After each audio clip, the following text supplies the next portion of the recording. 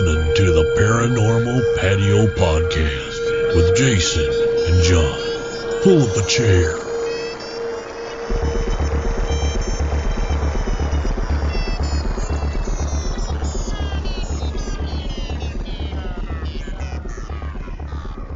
Hey, welcome back to Paranormal Patio Podcast.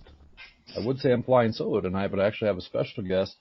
John has some previous commitments here this evening, so I am taking it upon myself to do a wonderful interview with Shelley. We're going to talk about her work with the Boyd House and some of her other paranormal investigations. And with that, I'm going to give you your introduction here, Jill. Oh, hi, Jason. Thanks for having me on. Glad to be here. So, Jill, thanks for joining me tonight. I appreciate it. Yeah, thanks for having me. Let's just start off with a little bit about the Boyd House. Can you tell us about the history of the property? Yeah, we're still learning a little bit about it. I bought the house just about a year ago now. But what we have found out as of right now is that we do know it was built in 1901, but the deed for the house goes back to like 1855, I believe it is. Wow. And then the land was actually owned by the St. Louis and Minneapolis Railroad at that time. And the tracks pretty much run just right over at the edge of the property, at the end of the property. So You can tell how close we were to the railroad and where the train station used to be and things like that. So it did have a lot of activity on the land. And then eventually it started getting sold, some of the town founders owned it, and then it started getting subdivided until eventually in 1901 when the house was built. So one of the town founders who owned the house was named Fred Eckert. And he was also the justice of the peace of the town, and he also owned the hardware store as well in the town. And he also was one of the only people in town with a telephone. So if there was a fire, they would call Fred and he would run 2 blocks, ring the bell for the fire people to come. And he actually passed away in the home. Wow. He was like the 1930s or 50s, maybe. I'd have to double check on that. I'm really bad with numbers. But yeah, he passed away in the house, and we actually do get some activity where we think he possibly could still be there. We do also know with his wife, 3 of their children died in infancy. But we don't know if it was at the house or not. And then, also his one son was involved with the KKK. Okay. And there was some involvement of the town in the KKK back in the day. Very short-lived, and it didn't last long. But there could be some history there. I'm guessing, and I don't know, but I'm thinking if his son had KKK tendencies, I'm going to guess he did as well. So we don't know. We're just kind of learning. Also the town, besides back in the day, it's pretty much a dead town now. We have like 200 people in the town and like 1 bar and 1 cafe. That's pretty much it. But back in the day, if we look at pictures, we see them back in the day, there was like hotels and restaurants and barber shops and like grocery stores and doctor's offices. It was crazy. It looked like all these pictures from the Wild Wild West. Right. And our house is actually the first residential house right at the edge of town. So it probably saw a lot of action. And the livery stable used to be across the street back in the day. And then we're really close to the Sioux Dakota reservation line. So you can imagine there was probably just a ton of activity going on back at this place back in the day. So we probably don't know every death or what all happened, as far as that goes. But that's kind of what we found at the history so far. And then we do know there was another back in the 70s, I believe it was. One of the owners there had passed away too. Now she was elderly, natural causes, nothing unusual about any deaths in the house like that. But we have had just a lot of crazy stuff going on at the house. Well, we can get into that actually. I did a little YouTube and I checked out your guys' channel, St. Croix Paranormal, and I saw some of the EVPs from the house. That's pretty interesting stuff. Oh yeah, we just been getting, now when I first started going there, we would just get a lot of equipment interaction. I wasn't getting any EVPs, and now they're starting to come forth more with the EVPs, and I also feel that they're coming more to with the equipment as they're becoming more familiar with the equipment and how things work, because when we first started going there, we didn't get a whole lot. Like it's almost like you had to show them. And we even had a REM bear, those like REM pod type bears. Mm-hmm. And I knew there was children there. Just because we had actually a psychic that I really trust before I bought the house told me there was children and a couple of women and a man there. And we're kind of finding that's what we're finding there.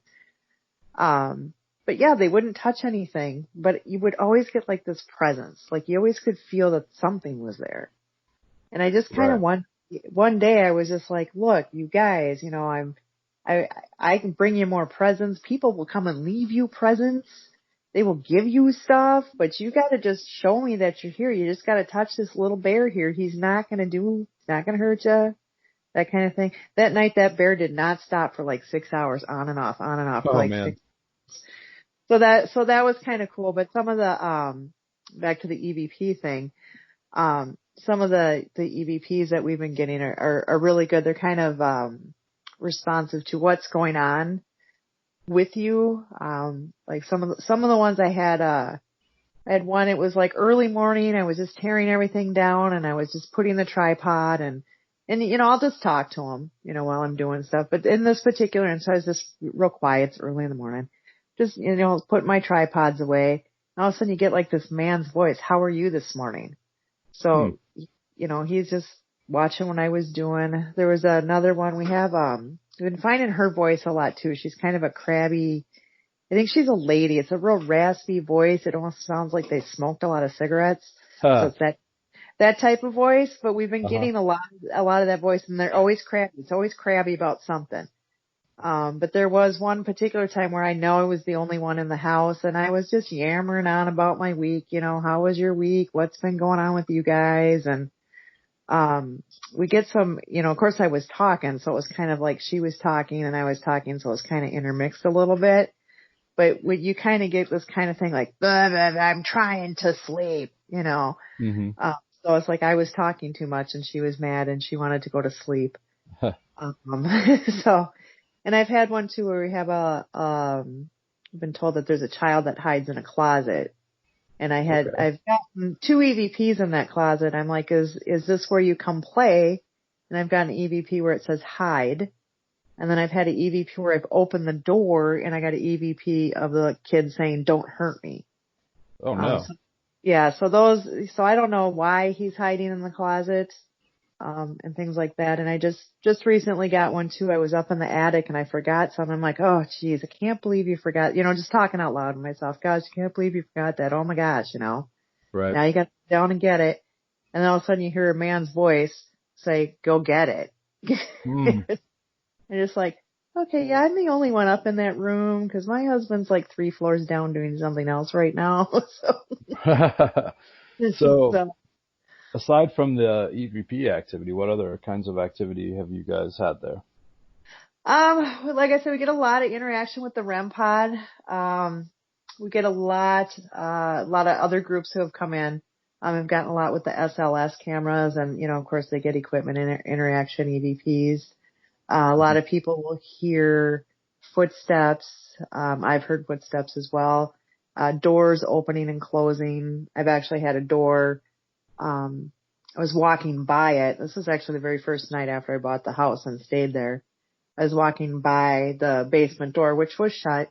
But all of a sudden, as I walked by, it was like somebody did like 3 bam, bam, bam, like they pounded with their fists. And of course, I was just not expecting it, so I jumped like a mile high. But then after that, I'm like, who's there? And, you know, I was trying to investigate, you know, would the wind make this rattle? Would it, you know, but the way it was pounded on, it was so violently forced. It wouldn't have just been just like a little wind shaking the door kind of thing. Right. So that was kind of the first thing. audible voices. People have heard that. I've heard that. My team has heard that. We've heard women out loud. We've heard children laughing. We've been touched. It's kind of the energy you kind of feel sometimes that they're there. I know exactly what you're talking about. Yep. It's an unmistakable feeling. Oh yeah. Sometimes I get that and I'm like, okay, yeah, I totally know you're here right now. So. Mm-hmm. Yeah, actually, my first experience like that, it was in high school. I was dating this girl, and we were at her house, and we were watching TV in her bedroom, and she had a futon. We had it folded out, and we were just laying on the bed, just watching TV, and her bedroom door was closed, and she sat up like she expected the door to be flung open, but I never heard or sensed anything, and she looked at me and she goes, "That's weird. I thought my brother just came in."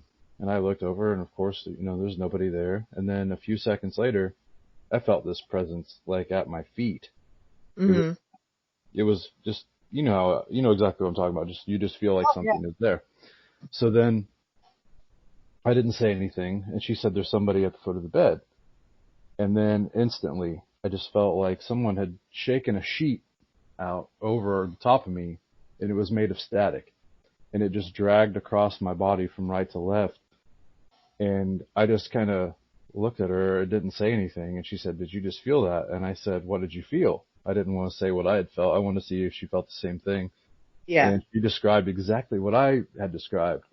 And that was my first real dosage of, I always heard and seen things, out of the corner of my eye and things like that. But that was pretty intense. Yeah, because when you feel that static electricity, which I've felt many times, there's just nothing like it. Yeah, that house that she lived in was really. It had this family room that came in from the back door, and it was just the heaviest room I've ever been in. You just felt like you had ankle weights on when you went in there. The rest of the house was, it felt normal. It felt fine. It was just a creepy house. I've been in it since, and it doesn't feel the same as it did before. Mm-hmm. It's actually we have like a free clothing store that a woman has set up in there, and I went in on a whim one day, just because I hadn't been in there for 2 decades probably, and and it was just I wanted to go see what it was like still, and it was a totally different vibe, and her stepdad at the time he had a lot of demons, a lot of personal problems, and it was really, I think that would probably played a big part of it, just being in a liminal state there. Mm-hmm. And but I definitely know exactly what you're talking about, the feel of the energy. Yeah. Actually, I think I saw my first apparition there, and it was really weird. I think it was there. It was my first one. I was in the bathroom, and out of the corner of my eye, I thought a piece of paper had fallen off of a shelf. If you drop paper, it kind of rocks back and forth as it goes down. Yeah. And I thought, well, that's weird. And I looked over, and I saw this little white kitten. And this kitten ran right beside the vanity, the little cabinet, and in between the wall, there's like a 7-inch gap. And so I hurried up and looked over there, and there was nothing, and there was nowhere where a cat could have gone. And I actually went out and asked, "When did you guys get a cat?" It was weird. That house was weird. I wasn't a big fan. I know, it sounds a little creepy. Yeah, it was really bizarre, really bizarre. So outside of your experiences with the Boyd House, can you tell us, some of your more fascinating experiences outside those walls? Yeah, I mean, our team, St. Croix Paranormal, which we founded back in 2010, we kind of traveled. We started with local businesses, private homes, things like that, and then we started all over and went to all those well-known haunted locations. Sure. A couple that stand out, like our very first one, of course. You never forget your first one. Right. And so that was Villisca Axe Murder House. So that was our very first experience there, and it was off the charts. I was just floored, and terrified at the same time, because I'd never really experienced like sleeping or spending that much time alone. It's totally different when you do a client's home, or if you go to a business and just do a business, even though a lot of the businesses have just let us have, free run overnight, it's still a little bit different. Sure. But it was just, our REM pod went off a couple of times right away, and you just always kind of felt like somebody was around. Great spirit box response. We had, pebbles, so they have those old grates in the floor, so you can throw things through like kids would do back in the day because it's fun. So we would keep hearing pebbles being pitched from upstairs to hitting the downstairs floor while we were downstairs. And then when we got home, as far as review went, we had like the most awesome EVPs, like class A EVPs, and the kids talking to each other. Wow. So they, like, one would say, you want to play, and the other one's like, no way. And then the older boy, I forget his name now, but he was talking to Lena, and I know Lena was one of the older girls who always they say she likes to mess with the people who come to investigate. And we got an EVP of him going, no, Lena, no. So I don't know what she was going to do. So, but it was just, it's so cool that, I mean, he says her name, Yeah. We had like a little boy that said, I want to touch your things, because we had all these little toys out, and we got giggling and laughing, and it was crazy. But I remember I was so scared to sleep that night. I was like facing my friend Krista, and I'm like, hold my hand. Let's just stay like this all night. Don't leave me. Don't roll over. And I don't think I got an ounce of sleep. I really don't. Because I kept thinking of the whole murder, and I thought, oh my gosh, this is going to be horrible. But yeah, and now people think I'm crazy because it's like I actually crash. I just fall asleep in haunted locations now. It doesn't bother me at all. But you've become desensitized. You kind of do, yeah. It's just, and I actually, one of our team members, Donna, I just love her to death. I actually have her on film because there was one time we were at this Greenville station. It's like an old bar in Wisconsin. And we had all stepped out to take a break and everything. It was about 2, 3 in the morning. She was tired. She was the driver, so she went to sleep earlier. And we had a REM pod sitting on the bar, and her air mattress is blown up right below the REM pod, kind of, and it starts going off, and she just lifts her head up and she goes, hey, how's it going? And then she puts her head back down and goes, so that was kind of funny that, yeah. So we kind of get desensitized to stuff too. Yeah. But yeah, so that, but I kind of like, the other one, like Whispers Estate stands out a lot because, Teresa, one of our other investigators, she was thrown 4 feet out of a closet at that place. Oh, wow. And that place from the get-go had the most intense electrical energy I have ever felt. It was like constant cobwebs on your face. Like you could see us through the whole film footage every time. Just everybody's wiping their face, their arms. It was, like you're trying to brush something off the whole time. After a while, Steve, who was our only male investigator at the time, said, I can't handle it in here anymore. And he spent the rest of the time sitting outside on a porch. He couldn't deal with it anymore. Wow. And we saw wet footsteps coming up the stairwell from the basement, and nobody had been down there. But yeah, so we were up in this closet that, they say that his name is Virgil, had died of a heart attack on the day he retired. Oh, and he's bummer. really angry about it, so he's not a very nice spirit. So, we were in the closet, which is known a lot of bad things to happen in this closet, and we were in there, and I had this male voice in my head that said, get out of this closet. So I took a step out, didn't bother to relay that to Teresa, who was sitting on a chair at the very back of the closet. And when I say closet, it's like a big walk-in type closet, not just like a little old closet. So she's sitting on a chair, running the spirit box at the same time, and it said, shut this door. And of course, we didn't do any of this. So next thing you know, all of a sudden, Teresa comes launching out of the closet with the chair about 4 feet out. Wow. And landed on all fours. Now, some people are like, well, she could have just tipped over. But if she had just tipped over, which it would have been forward, she would have just landed like right where the closet door was. Right by the, but she didn't. She was down farther down the hall. And she said that she actually felt a force pick that chair up and physically throw it. Wow. So yeah, that was pretty startling. That was probably the most, you know, crazy thing I've ever seen. That's pretty intense. I mean, if you see something crazier, I'm sorry. Yeah, I mean, we said we'd never go back. So we said we'd never go back ever, ever, ever. And And how many times have you been back since? just once. We went last year. Stephanie said, you know, cause, she went with us the first time and she couldn't drive. She wasn't old enough to drive the rental car. She's like 21. You had to be 25. So she stayed up all night and kind of watched over us. And she's like, yeah, the whole night there's like this black shadow figure running back and forth wanting to come in the room. But I said he couldn't come in. And she's like, I just played my Candy Crush while you guys are getting some sleep. And she's like, so, she kept saying, I want to go back. And we're like, no, no, no. Well, she was just getting ready to graduate from mortician school. So for graduation, we decided we'll go. So we went, but it wasn't as crazy. You know, we got a lot of REM pod action and stuff, but it wasn't like the same feel as it was that day, which sometimes we find. We go to places that we love and we return, and sometimes it's the same, sometimes it's better, sometimes we get nothing. Right.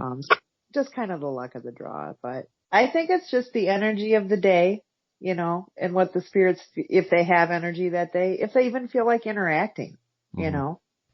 I think that's kind of what it is. Maybe the night before they were so draining because they were really having some fun with the guests the night before, or maybe they just really don't want to talk to you today. You know, some people just, I feel, see, I kind of have a theory. I treat the spirits as if they were still alive. So I will sit there and have conversations out of midair, not only just, you know, who are you? What was your name? How did you die? That type of thing. I will just sit and ramble on about anything. Like I'm talking to you. Right. And, you know, just whatever. So I think that they kind of like that a little bit more, where it's not just constant question. I don't know. I guess I feel like sometimes if it's the same thing, if I was a ghost, I'd be like, oh, here comes another ghost investigator, for God's sake. Same question. You know, so I don't know. I think it's just, there's just a lot of factors involved in it. You know, I think a lot of it has to do if they want to do it. They feel like doing it, and if they have the energy to do it. That's kind of my theory.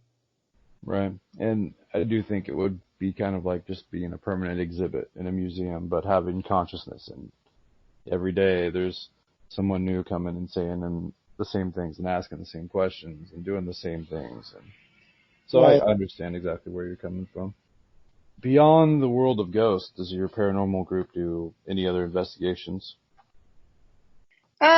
No, not really. We're just pretty much strictly paranormal. We don't do any of the, you know, UFOs or cryptology, anything. We don't really get into that. Although very fascinating, and I believe in a lot of it, it's just something that I personally don't choose to go after myself. You know, my strict interest as far as doing type of research is strictly for the paranormal. But I do love watching like the shows on Bigfoot and UFOs and things like that. It's fascinating to me, but it's not enough for me to go research it.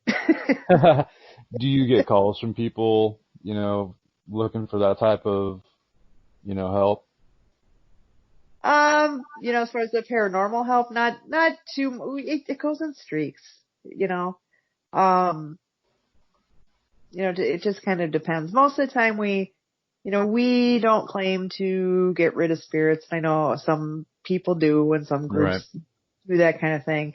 We more are just trying to let the client know that there is potentially something there. Sometimes we can figure out who it is, why it is. And then we kind of try to teach our clients how to get along with the spirits, how to just kind of coexist, and how to, you know, when things are frightening, you know, this is what you need to say, you know, to the spirits, and this is how you need to be. You know, we instruct them. You can do saging. You can find the information on the internet about that. Right. There have been a few that have really been out of my expertise, and I have referred those to other people. Right. You know, if they seem a little bit more demonic or a little bit. I think we had one case where we had done the house because their son was being affected, their little boy. He was really little. I think he was like 3 at the time. There's all this stuff.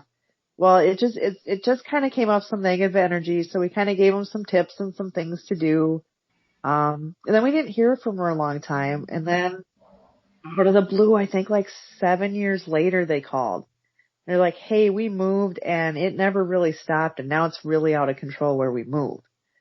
So we came over there and I still got a lot of negative and I said, look, I don't really know really for sure what's attached to your son.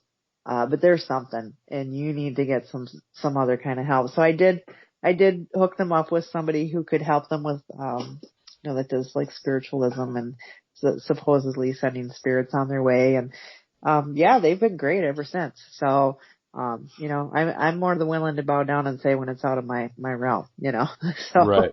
A lot of people don't do that. A lot of people try to, take credit where credit's not due necessarily and say, oh yeah, we can take care of that problem, and then they leave and the next day it's totally the same and never goes away. Sometimes it gets worse. Right. Yeah. So, and I would hate to, because we know the potential of what could be done, although rare, as far as like the true evil and things like you would see in Hollywood. That's extremely rare. But right.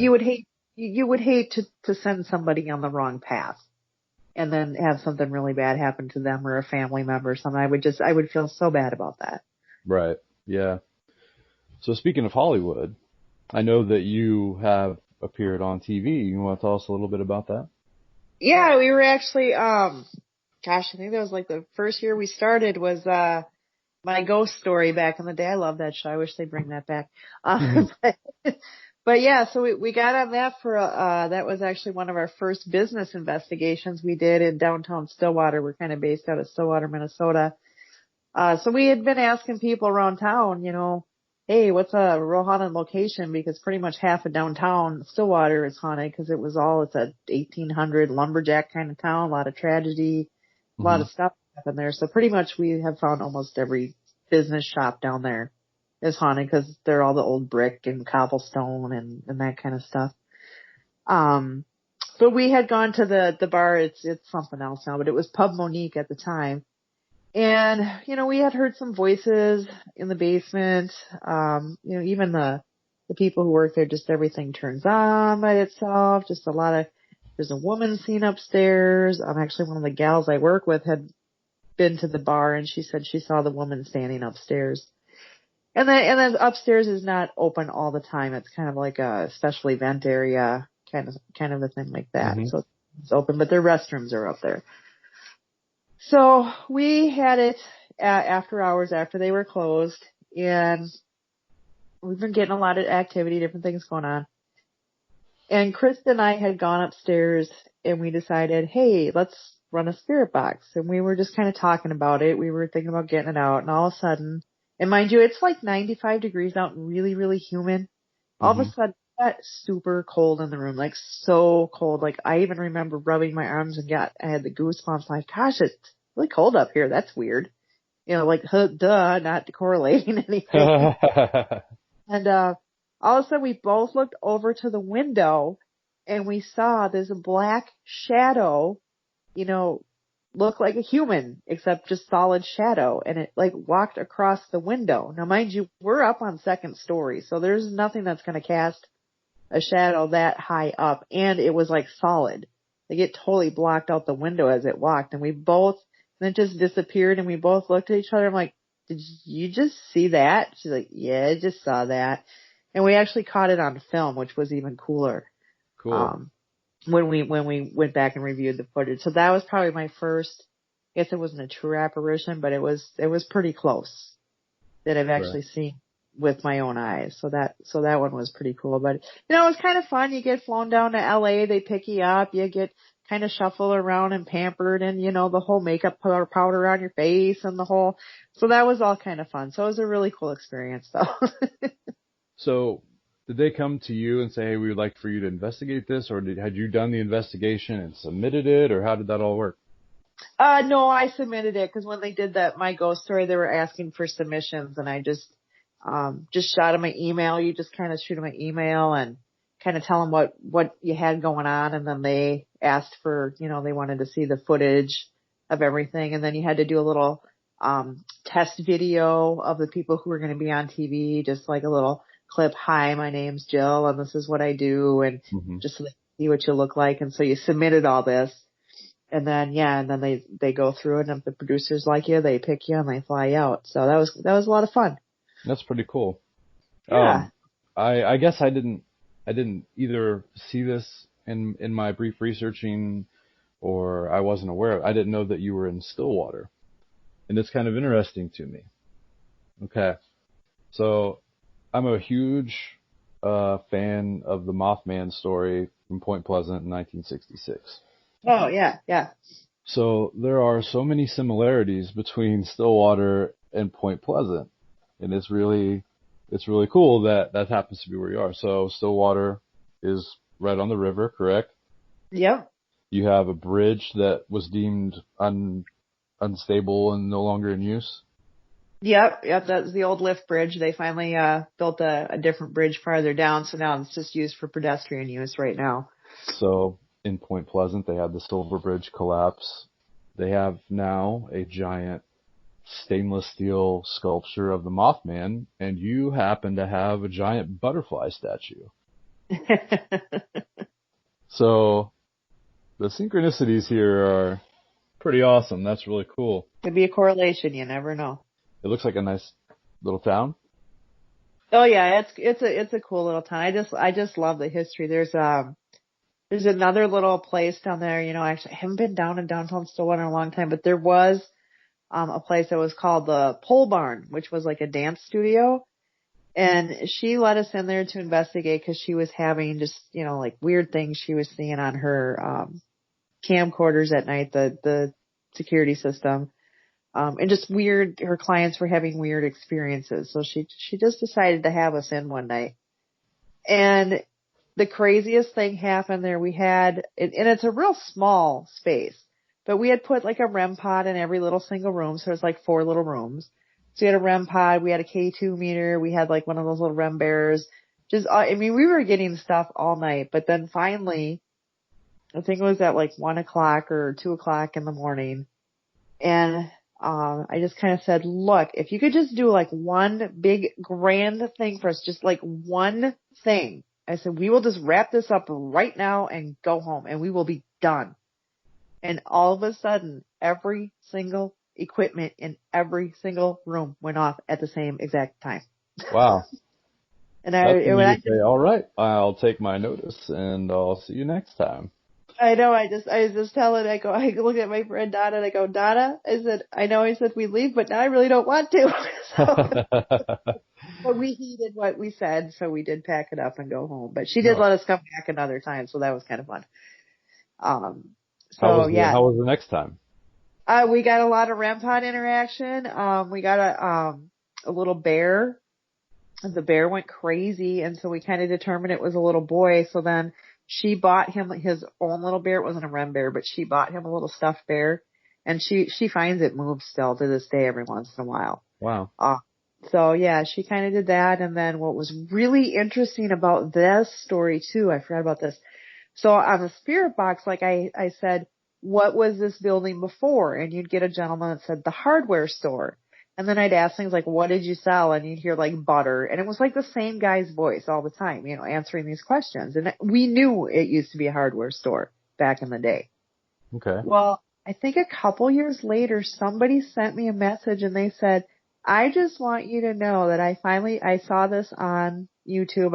It just happened to pop up. This was my grandfather's store back in the day, and I knew him, and that was his voice coming through on your spirit box. Wow. She's like, I about fell over when I read that, and she about fell over when she heard that. She's like, did you get anything else by chance? So, that was kind of a really cool confirmation as somebody say that was my because I always wondered that, with the spirit box, you always get these really fascinating answers, but it's like, is it true?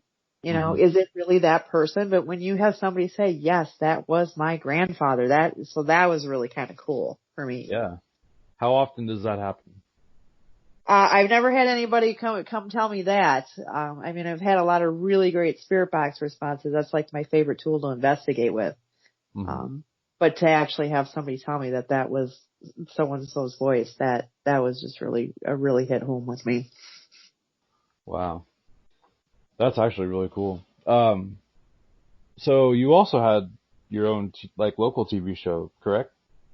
Yeah, I kind of got into doing a little bit of video production. I started dabbling in it. Actually, my friends at work said, "Hey, you know what? You guys could do your own little cable show." And they just run it. You just got to produce it. And so I went over and I met with the guys and saw what you had to do. And so if I look back at how we started and how I did it back in the day to how I progressed,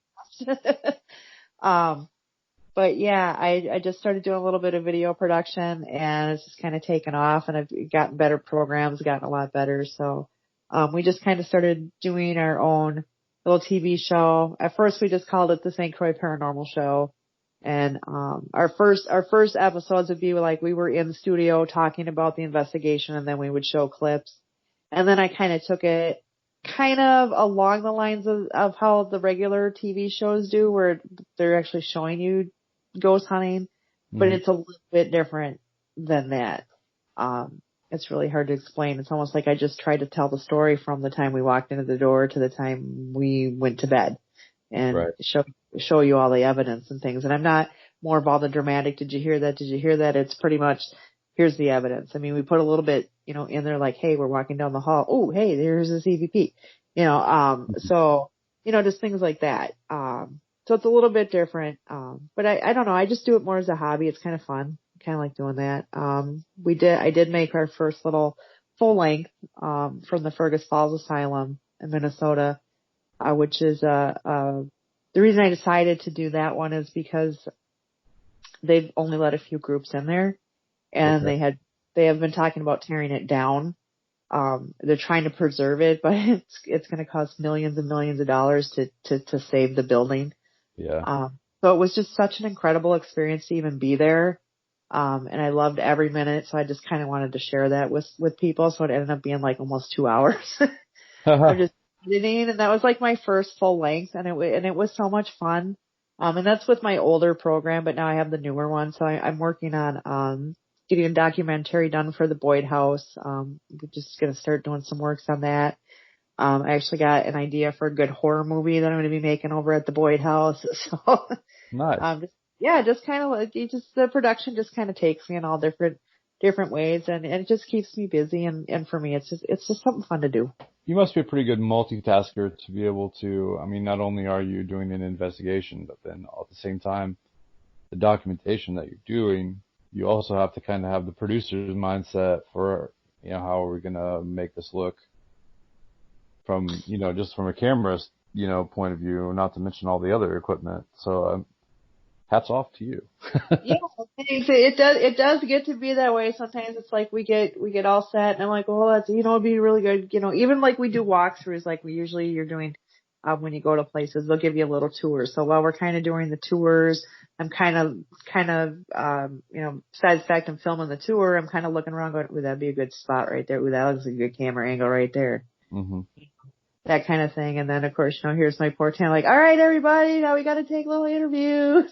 Just like, just get going. But, they're all just randomly in the middle of an investigation, turn the camera. Hey, how's the night going? Do you find that it takes away from the investigation? No, because we joke around if you're constantly totally serious throughout the whole thing, I'm actually, I also, it's just for fun, I want to make a video of all our like, I guess kind of like a bloopers thing, kind of like when we're joking around, messing around, doing things. Mm-hmm. I'd like to put together something like that because we've done, we like to mess around too and just kind of break the monotony. I've done things where we've been in schoolhouses and I'll just randomly ring the bell for the entire school. And of course everybody jumps because they're in different floors and they don't know what's coming.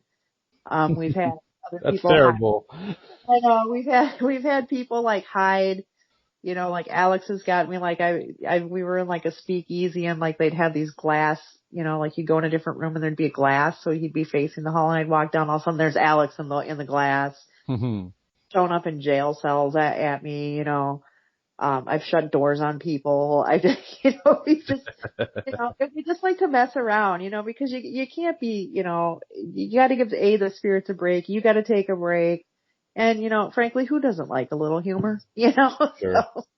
And you're kind of putting out the vibe, that you're not there to, cause problems. You're jovial and you're joking around and you're having a good time. It's probably beneficial to a lot of the spirits. Yeah, and we've even had times when we're on our break and, we'll have like a K2 meter in the middle of the table and we're just goofing off and having fun and all of a sudden, hey, the K2's going off. We're like, oh, hey, hello, Mm-hmm. things like that. We actually got an EVP at the Boyd House. We were having some inappropriate dinner conversation for back in the day of what they would consider inappropriate. Mm-hmm. And we actually got an EVP of a guy that says, you are not very proper, are you? So. Was that your intention you knew No, that, you were just being candid? Yeah, we were just doing our thing while we were having dinner, just talking. I think we were talking about farting or something. I don't know. What was just going on? Something like that. And so, yeah, so we always take it to the extreme. And of course, we always think, because Teresa's like, what do you think about that, Fred, huh? Stuff like that. So. Like, we just did get at the, Boyd House, like kind of, like trigger objects. Like, so we like to, in different locations, we research about them, try to bring things in that kind of make ghosts, or spirits, react. I've dressed as a doctor. I've dressed as a nun. I've done all kinds of crazy stuff. But at the Boyd House recently, for some reason, I was like, you know what? Why don't I set up a poker game in the basement? And I haven't gotten a lot of activity in the basement, so it's really been bugging me. I'm like, something's got to go down in the basement. I know something's not.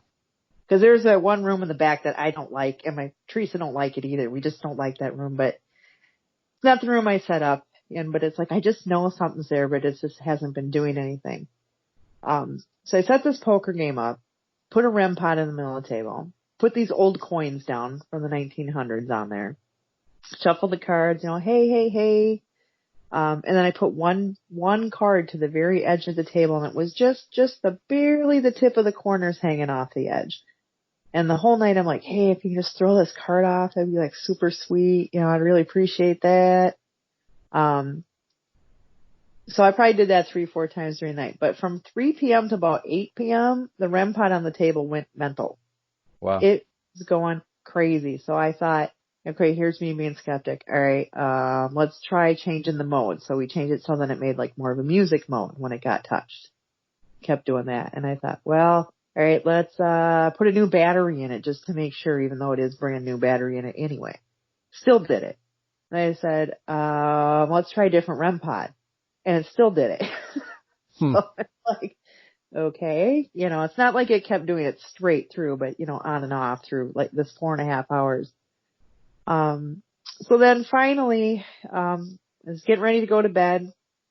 It was like 11:30. I did one more shuffle of the cards. I passed them all out again. And, of course me, I'm just like, here's your 5. All right, let's play 5 cards. All right, woo, have a good time. I'm like, hey, now make sure you push this card off the table. Really, really appreciate that. Love you guys. And I went upstairs. 20 minutes later, that card flew right off the table. Wow. So I was pretty excited about that. So that's a lot of times why we use a lot of different, trigger objects. I think that helps as well too. So, if we know it's like, like Western times, we've done like old, Western type hotels, like the Rhodes Hotel in Indiana. So we brought like a fake toy gun, if you've seen those cap guns. So they kind of look back in the day. So they kind of look like a gun back in the day. And I've held that up during a spirit box session and said, what am I holding in my hand right now? And it's like a gun. Huh. So, so they know, they see me, they know what's going on. So yeah, we've actually, like I said, I dressed as a nun and I was in a church, haunted church, and I got on the spirit box plain as day. It said, are you Catholic? I thought that was so cool. So yeah, we like to do that. We just like to get into characters sometimes. It really helps. I think not every time, but I think it can help. And if not, it's fun anyway, right? Exactly. It's like Halloween. Every day. Yeah. Every investigation, I'm a different village person. That's right. So do you have any big or famous locations coming up with your schedule, or? This year we're kind of just concentrating on the Boyd House, and then plus with the whole virus out, it's kind of put a kibosh and everything. So we're kind of, I was lined up to go to a bunch of conferences this year and kind of promote the house. So we'll just kind of see how that plays out. Everything's kind of been rescheduled till farther down the into the fall. So we'll kind of see what happens with that.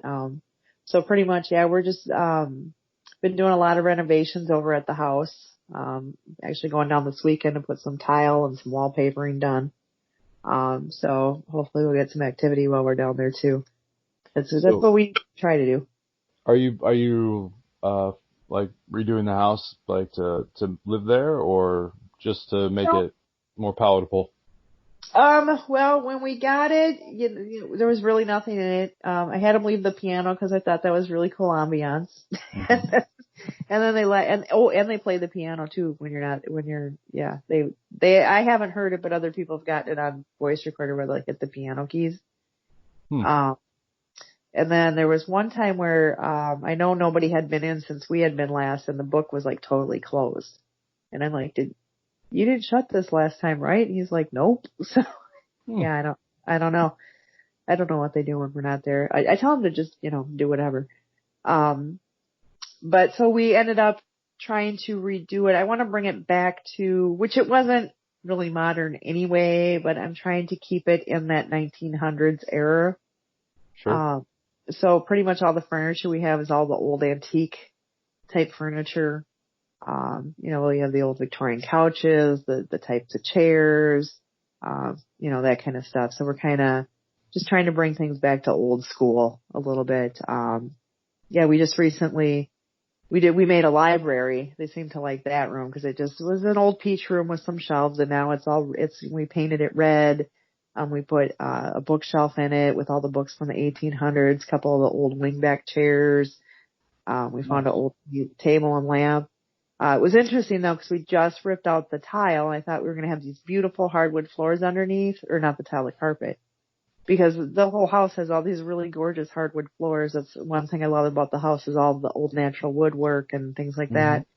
And it ended up after about 3 different decades of going through different linoleum styles. So yeah, we got down to the wood floor and it's totally untreated and just like, okay, so we're just gonna peel and stick tile over this. That's a bummer. Yeah, so that's what we're we could redo it, but it's gonna cost so much right now. This was just a real quick, easy option to deal with. So sure. We'll just do that. So it currently has some really lovely blue and yellow linoleum in there. If you don't like it after a while, just put another layer over the top and then rinse and repeat. Yes. We've been finding that as we've been removing wallpaper and paint and things. It's like, oh, look, hey, this room used to be this color and this color and this color. So I'm hoping to find a treasure. That's what I really want to find. I want to find something buried in a wall or, something like an old coin or a book or just something. They used to bury all kinds of stuff in the houses, It's kind of weird. I just saw a Facebook post from someone, nobody I know personally. I don't even remember where I saw it, but they were pulling carpet off of their staircase. And at the landing of the stairs, like in between floors, there was a window in the floor. Like a real heavy glass window. And they said from underneath, there's no window, but there's a window in the floor in the landing. That's so bizarre, the things people do to their houses. It makes you really wonder what it was like, whenever that was the state of the house. Yeah, I wonder if they had like a room under the stairwell or something. That's weird. Who knows? That's crazy. Because they didn't have the technology. Just like, oh, let's just throw that out. Okay. We even have that at the Boyd house. We have a window in the pantry, but yet there's the other porch there, so the windows to like nowhere. It's like, where did this come in play? So. Right. And you never know, times are tough. People are putting houses together with whatever they can. Maybe they had a free window laying around and they thought, well, that's cheaper than the wood. Oh yeah, exactly. I have an awning over the front door of our house and I had to do some work a few years ago and I pulled all the soffit out and it looks like it's just made with like old school desks and barnwood and whatever they could find, and they hodgepodged this awning together. So no windows, but yeah, Yeah, because we had recently found that little storage closet at the Boyd house. We didn't know was there till one of the owners, one of the children who grew up in that house had stopped by while we were there, and she's like, "Hey, did you ever get anything in that one small room?" And I'm like, "What one small room are you talking about?" She's like, the one up at the end of the hall by the bathroom." I'm like, "What are you talking about?" She's like, "Oh, I'll show you." Well, the panel blended in with the wall, so you didn't even know that was a door. Oh, wow. It popped off and it became, it opened up to this huge storage, and that's now where we find the boy hiding. We get that hide and the don't hurt me and so we get stuff in there quite a bit now. So that all cleaned out and put a really cool door knocker on it, so it looks pretty cool. And then you can find it the next time. That's easier to open now. So, Jill, if people want to find you online and find some of your guys' team's research, where could they find you? What you could do, our website is stcroixparanormal.com, and that also has some information for the Boyd House. Otherwise, we're on Facebook for the Boyd House or St. Croix Paranormal, either or. Also our YouTube channel, St. Croix Paranormal. Or just, hit us up at Yahoo, and that would be boydhouse217@yahoo.com. We'll be happy to answer any questions. We do allow the overnight private paranormal investigations. You get the house from 3 p.m. to noon the next day, so it gives you enough time to come in, set up, relax a little bit, get some investigation, catch a few Z's before you got to go home. And then it's just $175 a night for up to 8 people. And just contact us and we'll be happy to get you a date set up. And you promise you won't pull the fire alarm or something while they're in there, right? We'll not pull the fire alarm in there, no. Well, I can't. Fred might do it. I can't say I won't do it, but Fred might. All right. Well, Jill, this has been an awesome conversation. I'm really glad that we made contact and made this happen. I've had a really good time. Yeah, thanks for having me. It's been fun. Absolutely. Definitely would like to hear back from you in the future. If you guys have anything really cool that happens or you come across, feel free to contact us and we'll have you back on to talk about it. Yeah, definitely will. All right. Thank you so much for joining me tonight, and we will talk to you later. This has been Jason and my guest Jill for the Paranormal Patio Podcast.